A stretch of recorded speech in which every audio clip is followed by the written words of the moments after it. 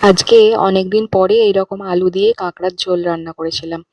কর্তামশাই মাছ বাজার করতে গিয়ে ওখান থেকে ফোন করে আমাকে জিজ্ঞেস করলো যে আজ বাজারে কাঁকড়া এসেছে, নেবো? আমি বললাম যদি ভালো হয় তাহলে অবশ্যই নাও। তো যথারীতি নিয়ে এসেছিল একদম গোটা কাঁকড়া, মানে যেরকম হয় কাঁকড়া দেখতে সেরকম। সেই আমি ভালোভাবে ছাড়িয়ে পরিষ্কার করে নুন হলুদ মাখিয়ে রেখেছিলাম। তারপরে তেলের মধ্যে কাঁকড়াটা একটু লাল লাল করে ভেজে তুলে রেখেছি আর আলুটাও ভেজে তুলে রেখেছি।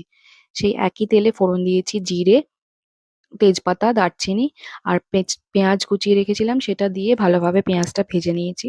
তারপরে আদা রসুন পেস্টের মধ্যে জিরে গুঁড়ো, ধনে গুঁড়ো, হলুদ গুঁড়ো, কাশ্মীরি লঙ্কার গুঁড়ো আর সামান্য জল দিয়ে একটা পেস্ট বানিয়ে নিয়েছিলাম, সেটা দিয়ে ভালোভাবে কষিয়ে নিয়েছি।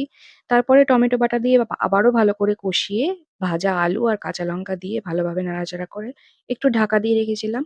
তারপরে ভাজা কাঁকড়াগুলো দিয়ে পরিমাণ মতো জল দিয়ে দিলাম আর দিয়ে দিলাম স্বাদ মতো নুন। তারপরে শেষে দিয়ে দিয়েছিলাম একটুখানি গরম মসলা গুঁড়ো আর ধনেপাতা কুচি। ব্যাস তৈরি সুস্বাদু কাঁকড়ার ঝোল। এটা খেতে দুর্দান্ত হয় কারণ কাঁকড়াটা খেতে খুবই টেস্টি। আর গরম গরম ধোয়া ওঠা সাদা ভাতের সাথে এই কাঁকড়ার ঝোল আর অল্প একটু কাঁকড়ার শাঁস, আহ! অসাধারণ লাগে খেতে। আজ তাহলে আসি। বাই।